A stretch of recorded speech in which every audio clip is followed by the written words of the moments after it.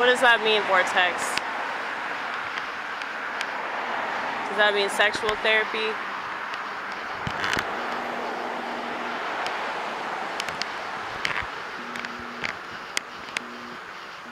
You tell me. Dude, a few years ago, I took this little toy microphone and I stood in front of this brick wall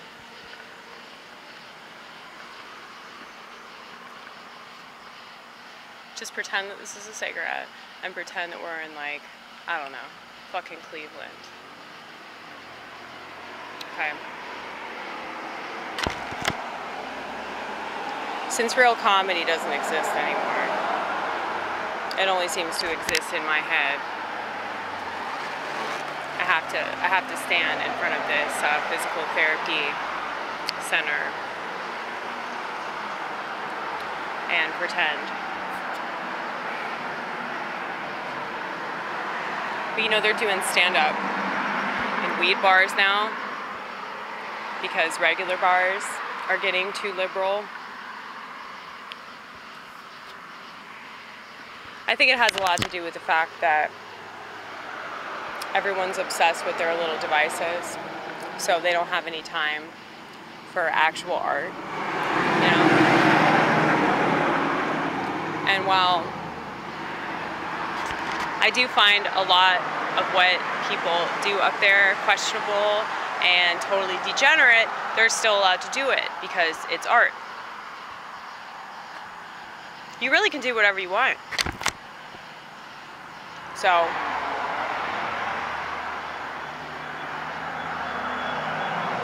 I've had enough people that I really respect tell me that I'm doing it old school. And I've also heard that from people on YouTube in regards to my vlogging channel because, you know, I didn't acclimate to parts of this culture that I didn't agree with, like smartphone technology. And because I didn't acclimate to that, I'm not really going along with a lot of this culture.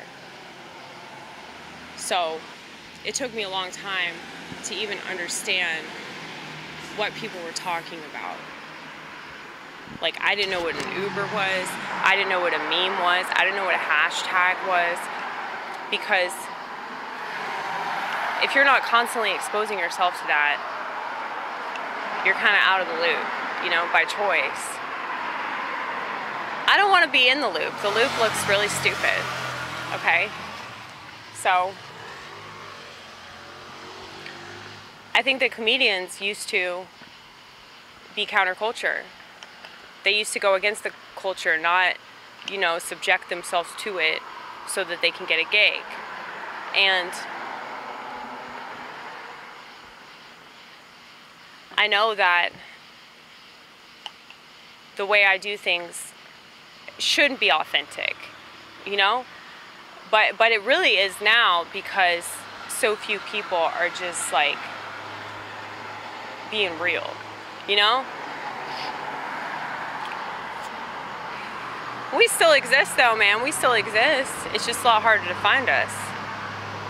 And it's not just because the algorithm doesn't want us to be found, but I know that in certain ways I definitely don't want to be found.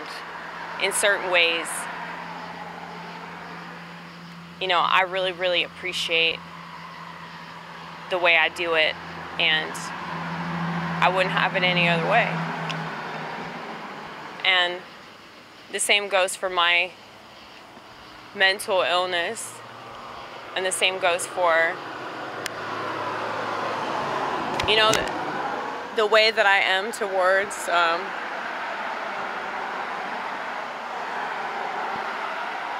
romance or anything like that.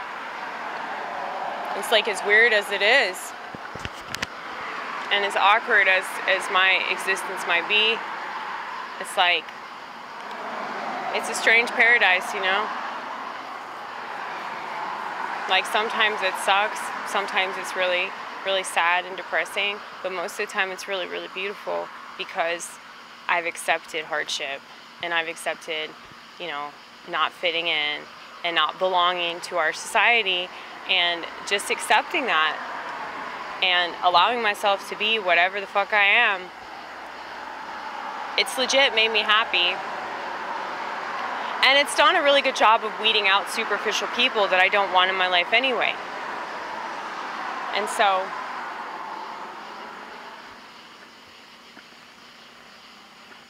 if you say something that people don't like, you'll figure out real quick who's your friend and who ain't your friend. You know? So, that's the cool thing about being politically incorrect.